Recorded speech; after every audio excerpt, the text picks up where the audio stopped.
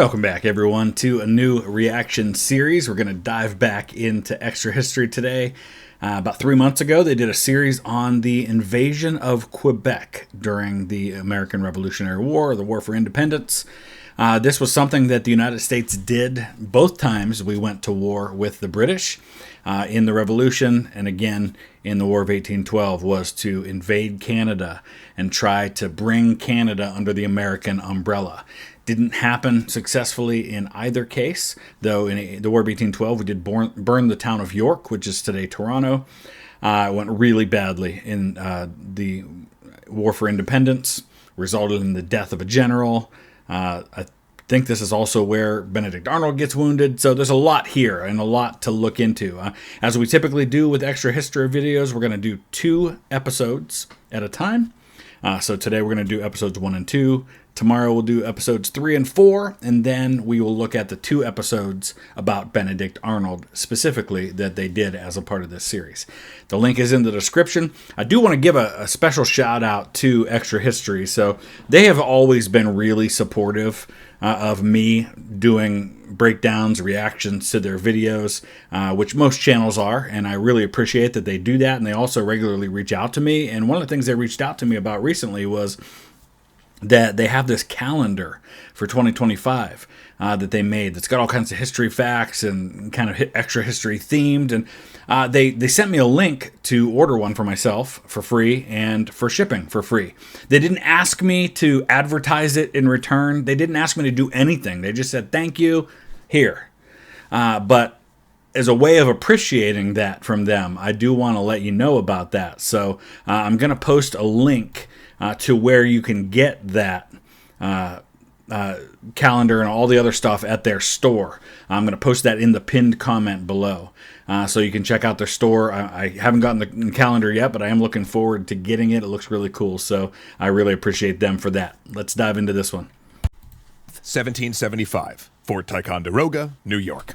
So let's just stop right there because let's give a little bit of context. When is this? This is 3 weeks after the war started. 19th of April, 1775 is Lexington and Concord. You have the shot heard round the world, which happens at Concord when the Americans have their first real kind of stand and ordered volley that fires on the British. There was fighting on the way to Concord, but that's what they say is the shot heard round the world. It's based on a poem that was written by, I think it was Longfellow, who was a resident of Concord in generations later. So this is just 3 weeks into the war. I mean, this is early on, and you know the Americans don't even have an army yet.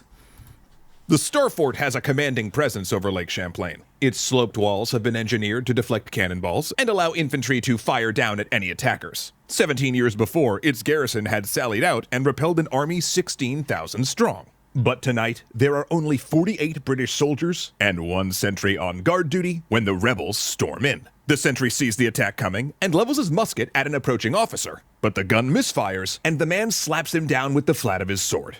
Storming the fort tonight feels less like a military operation and more like breaking and entering. Yep. Rebels rouse sleeping soldiers at gunpoint, and the commanding officer has to put on his pants before he can surrender. You got to figure, I mean, this is just a couple of weeks after this all started. There's no real reason for this garrison of 48 men that's kind of in the backwoods of New England to worry about a force of armed rebels showing up at their door in the middle of the night. Then, when asked by what authority they've entered, the second officer says, "In the name of the great Jehovah and the Continental Congress."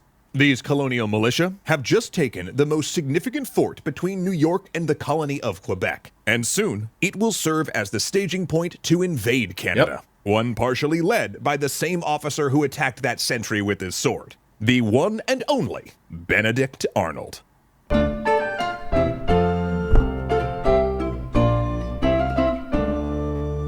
Thank you so much to Factor for helping to keep us extra historians well-fed fast.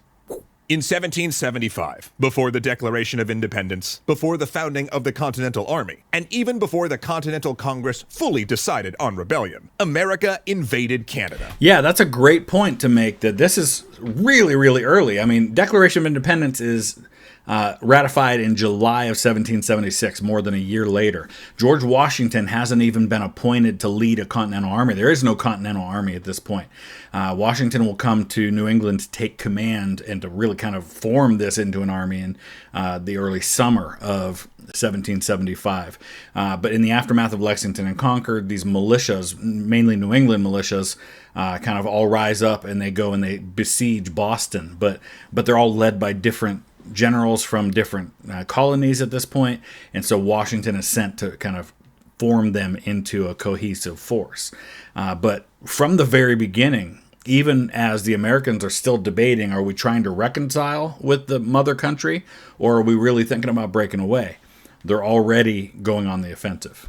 And it was an operation that was American through and through, filled with its characteristic optimism, entrepreneurial nature, and clashing individualism. It was also the country's first military disaster. Yet it almost worked. It came close enough that if things had played out a little differently, Quebec might have become the 14th colony. It also serves as the origin story to early America's most infamous figure, Benedict Arnold, a man who would be among the colony's greatest heroes and its greatest traitor. Yeah, and also along in this journey is Aaron Burr.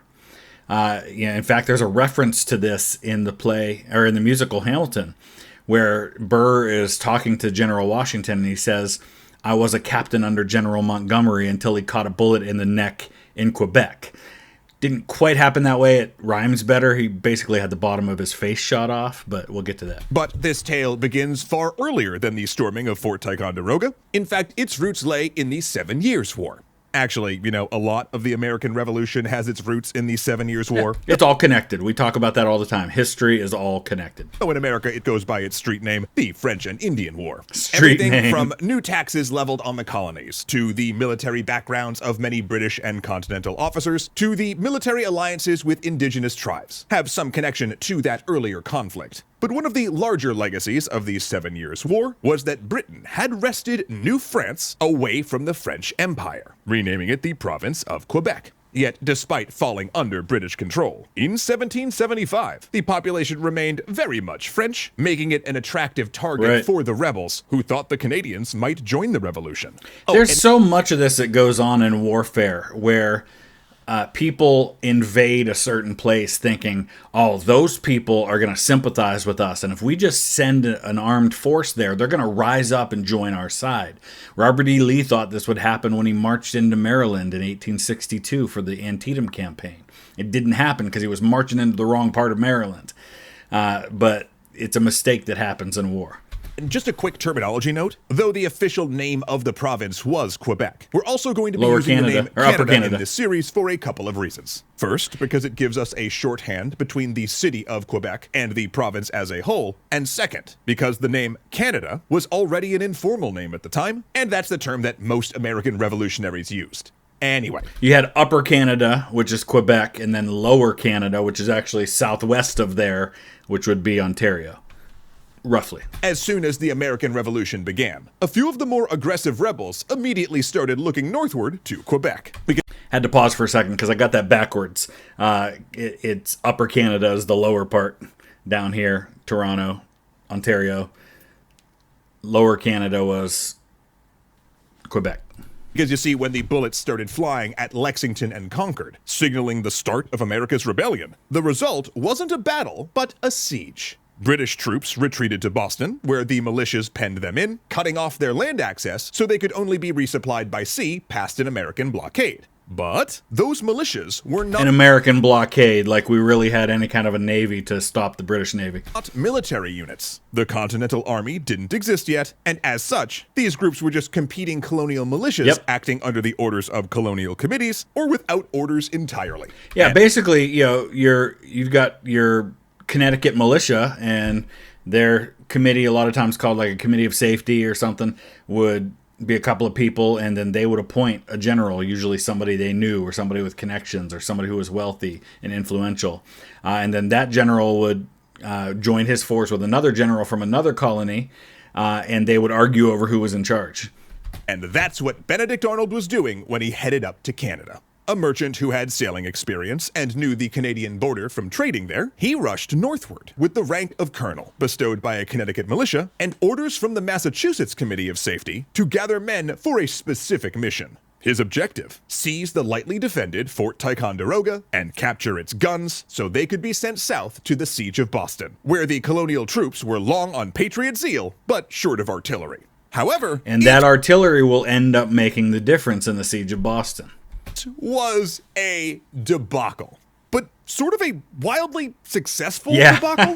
See, when Arnold started raising troops, he also heard that an expedition was already on the way to Ticonderoga. Not wanting to miss the glory, he then rushed ahead to take command, only to find out the unit was not so keen on that idea. For these were the Green Mountain Boys, under Ethan Allen. Well, they're Benedict kind of a whole Arnold, thing. Ethan Allen. The Green Mountain Boys hailed from the New Hampshire grants, a no-man's land of competing land claims between... Yeah, Vermont doesn't exist at this time. They're from what is now Vermont, as you can see. I mean, you draw a little bit more of a line here and you get the modern border of Vermont, but at this point, it's territory that is kind of fought over between New Hampshire and New York. The colonies of New York and New Hampshire. And Allen had founded the Boys 5 years earlier, not to fight the British, but rather to intimidate and expel New Yorkers attempting to enforce land claims. Yep. But now they were ostensibly working for the revolutionary cause. But within 2 years, their region would actually declare itself the Vermont Republic, an independent nation that only joined the United States in 1791. So basically, it's important to remember that these rebels aren't Americans yet, and really wouldn't be for some time.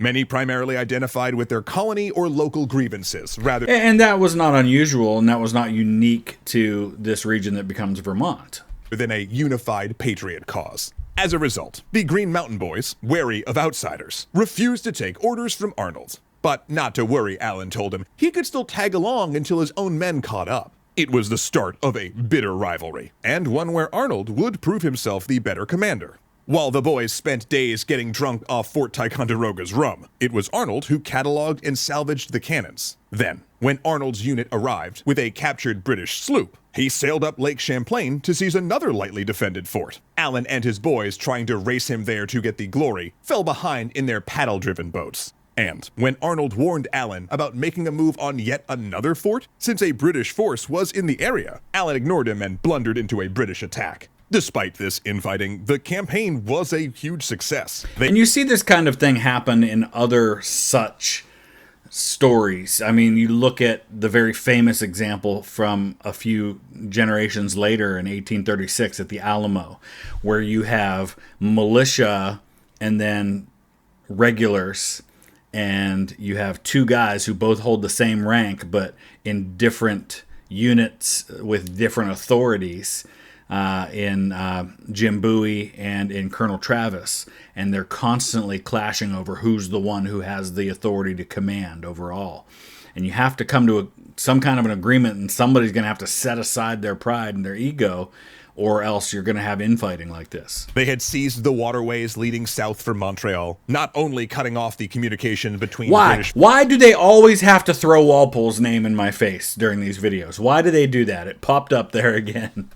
Forces in Canada and those in Boston, but ensuring rebel colonies could not be attacked from the north, and of course they secured the cannons to drive the British from Boston. The fact was, as disorganized and under-resourced as the rebels were, the British in Canada were even more so. Most of the territory's troops were penned up in Boston, and the colonials had moved fast enough to catch the small garrisons unprepared. But both Arnold and Allen saw the potential for more. And both began writing to Congress, wrangling for credit, and urging a full-scale invasion of Canada. And this, unfortunately for Benedict Arnold, as I'm sure we'll get more and more into his story later on, is going to be an ongoing theme, is him having to compete for credit in these various campaigns with other people who end up getting more of that credit.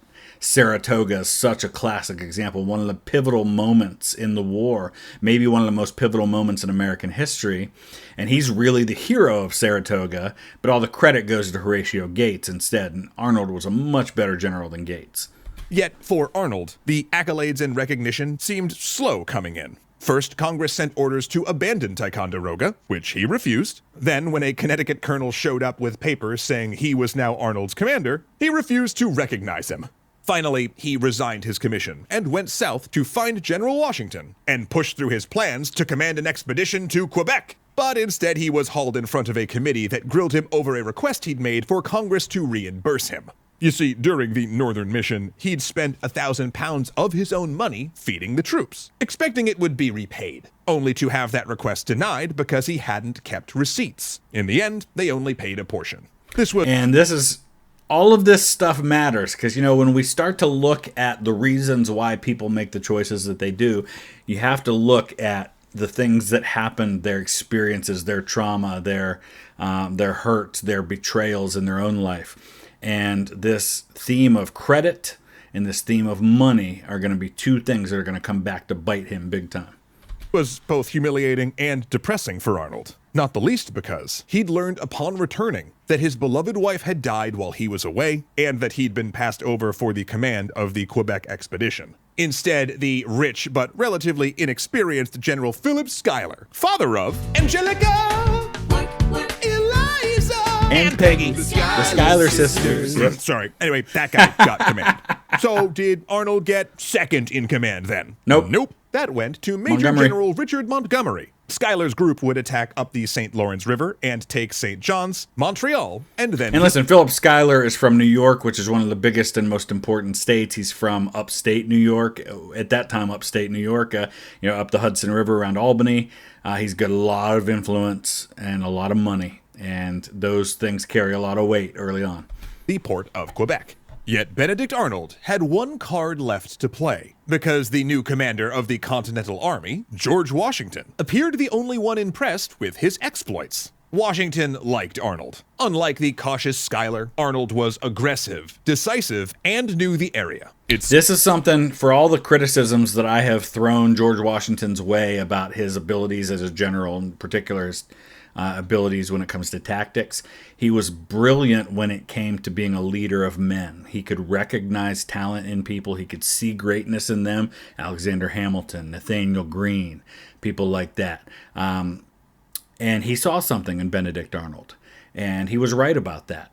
Unfortunately, as we've already talked about, things don't go that way later on with Arnold. Seemed Washington detected Arnold's ambition, though not his simmering anger. The two developed a plan. While the main force would go up the St. Lawrence, Arnold would recruit a force of 1,000 frontiersmen and approach Quebec City from a more difficult route, across the harsh, uncharted, and unsettled wilds of Maine. And it would be treacherous, a feat of endurance and bravery that would forever prove Arnold's ability as a leader of men, one that would surely give him the acclaim, recognition, and promotion he so richly desired. So commission in hand as a colonel in the Continental Army, Arnold set out to build his team of rangers that would do the unthinkable. Little did he know, he was recruiting them for a death march.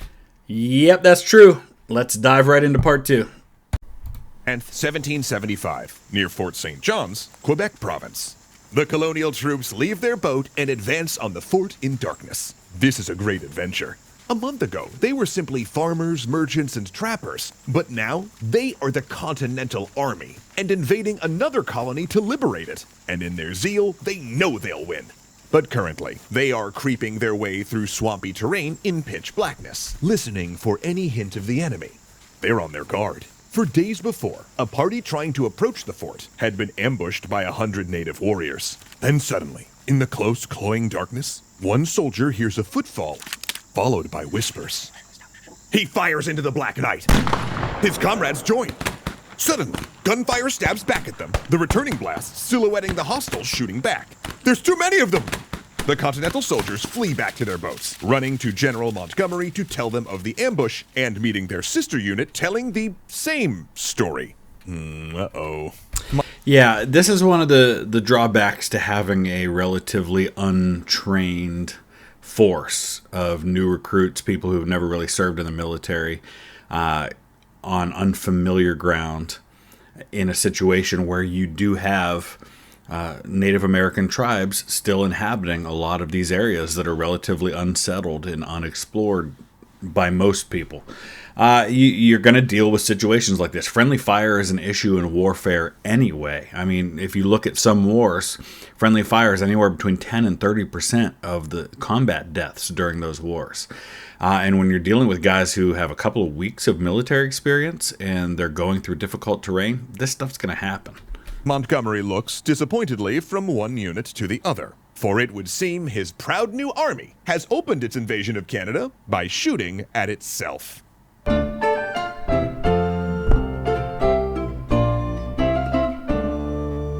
Thanks so much to NordVPN for helping us avoid the self-inflicted wound of unprotected internet. Wow. Last episode, we looked at the American invasion of Canada from the colonial perspective. But the British also knew an invasion was on the way. Partially because it had already happened 4 times, actually. Pretty much whenever there was a conflict in the Americas, British colonists had tried to strike north and capture French Quebec. It's like there's certain things that are just the default, right? Okay, we're at war. Let's go after Quebec. Let's go after the French territory. This is the default setting for British people for hundreds of years at this point. Major General Guy Carleton, governor of the province of Quebec, knew history was repeating. A year before the revolution broke out, the First Continental Congress had sent a letter inviting Quebec to join as the 14th colony. Though no one had ever responded, Carleton did worry about the loyalty of the population, who were still largely French and Catholic. In fact, Parliament was so concerned with the loyalty of the Canadians that in 1774, it had passed the Quebec Act, allowing Catholics to practice openly, vote, and hold government positions. Because if the French Canadians greeted the invading rebels as liberators, as the revolutionaries clearly expected,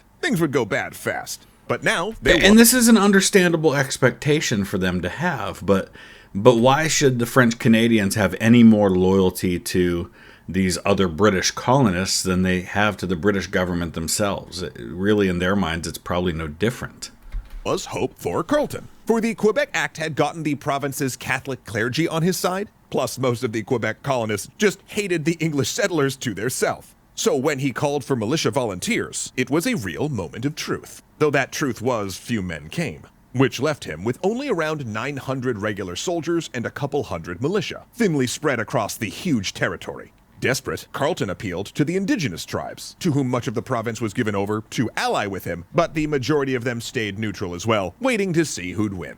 Worse, he would have to wait months for reinforcements to replace any casualties. This is the ongoing trouble that the British are going to have in North America during this war, is that while the British have the advantage of a powerful navy and much stronger resources and finances and a better trained army, they're also 3,000 miles away. So anything they do, any communication with the mother country takes months back and forth. That gives an inherent advantage to the American colonists that they're right there, despite all of their other disadvantages. Given those realities, he employed a defensive strategy. He believed any colonial army would come up through Lake Champlain, aiming to take St. John's, Montreal, and then continue up the river systems to Quebec. So, he would fortify St. John's and stop the rebels there. He was proven right when the colonial army showed up outside the defenses on September 16th. Missing one general, though. General Philip Schuyler, the original Continental commander, had fallen so ill that he'd given up leadership to his second, Brigadier General Richard Montgomery, which overall was a good thing for the Continentals, him being far more experienced and capable, but a rather strange move for Montgomery himself. You see, he was a bit of a reluctant rebel. A longtime British Army officer, he'd only settled in the colonies 2 years before, and while he felt the British government had acted poorly, he was still in favor of reconciliation. Indeed, he may have only joined because his new wife's family were rabid patriots themselves. And this is not an uncommon feeling, because in 1775, there's plenty of people who end up strongly on the patriot cause for independence later that aren't there yet. And it's only really after you get the proclamation of rebellion, I think it's October of 1775, from King George III and his government under Lord North, that a lot of people are going to get pushed off the fence and go firmly into the independence camp. But it's going to be all the way into the summer of 76 before you even get that.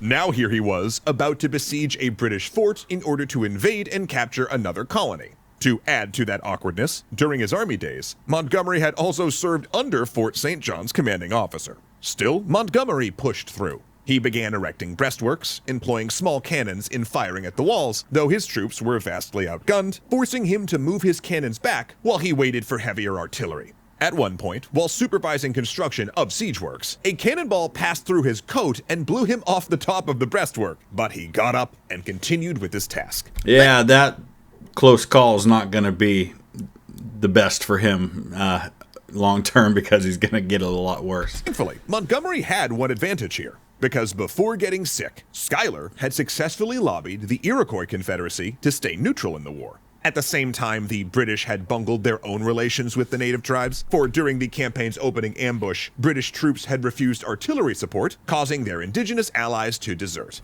This all gets tied back to the French and Indian War.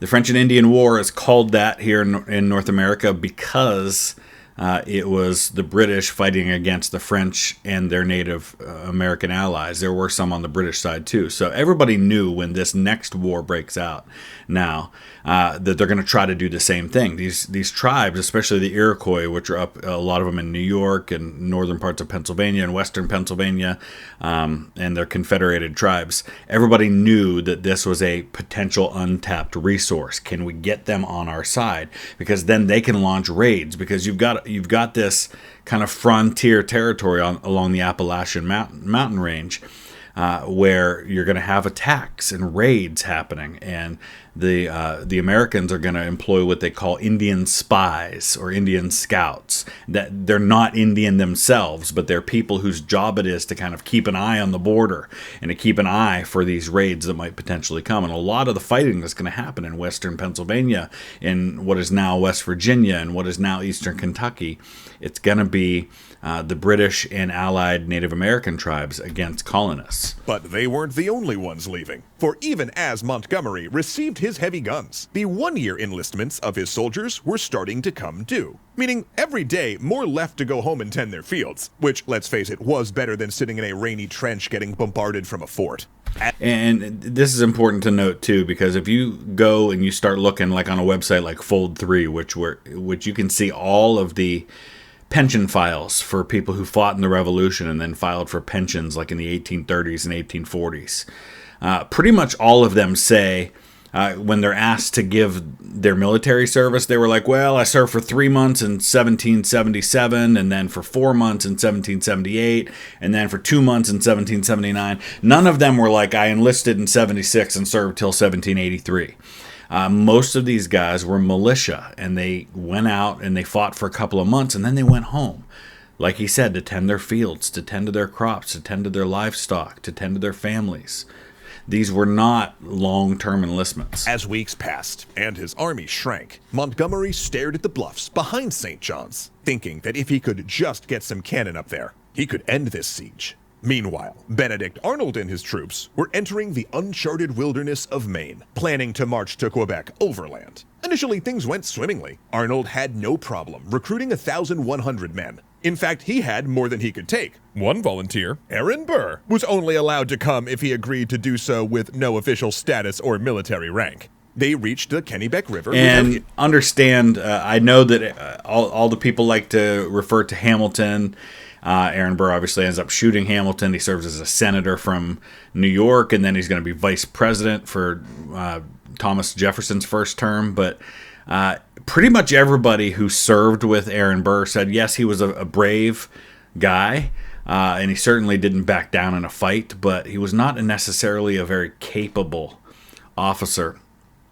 And in fact, when they're going to create a standing army during John Adams' administration, George Washington is placed back in command of the army, and they're going to create a number of brigadier generals. And a bunch of guys with military experience from the Revolution apply to get one of these brigadier general positions in the new army. And one of them is Aaron Burr. And George Washington flat out says, recommends to Adams' administration, do not make this guy one of the brigadier generals. He has no business doing that. He's just all about ambition. He has no real ability. Issue, but from there, things got dicey. The man they'd contracted to build flat-bottom riverboats had made them 4 feet shorter than requested, 26 feet rather than 30. They had gaps between the planks, leaked horribly, and were made of heavier wood than contracted. Days after leaving the last major settlements, they had to take a week to repair the boats and Jeez. try to dry out their food in gunpowder, which was already sodden. It was clear at this point that the expedition had been sabotaged. The barrels they used, made by a cooper who supposedly had loyalist sympathies, were not watertight. And it was increasingly clear that the copy of the British military map Arnold was using had been censored for civilian use, a practice at the time to avoid them being used by enemies. Landmarks had been altered, names and distances changed, so they kept having to double back, losing them. Man, what a mess. By the time they really knew where they were going, they were hungry, tired, getting sick, and going a little mad. You know, very Werner Herzog, Aguirre, Wrath of God kind of stuff.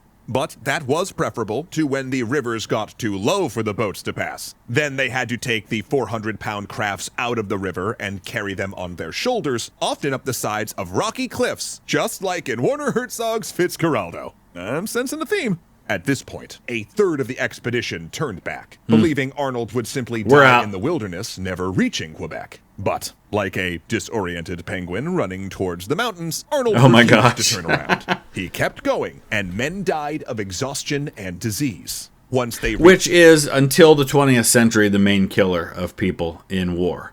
It's anytime you bring guys together and you put them in camps, in the wilderness for long periods of time, disease is going to break out and it's going to spread. You're going to get things like cholera and typhoid and especially dysentery because of drinking water getting contaminated. And it's just a nightmare. And it's only when you get to World War I that you're going to start to see battle deaths outdoing disease deaths. Reached the heights of Maine and began traveling the rapids toward Quebec. Their boats smashed on rocks and pulled soldiers under the whitewater. And even those that survived were beginning to starve. They ate rotten rations, and eventually the officer's dog they kept as a mascot. They even created a soup by boiling leather pouches and belts and ate their shoes. Just like the short film Werner Herzog Eats His Shoe. That is a deep cut, Rob. Nice job up top. That's actually something that happens commonly in warfare.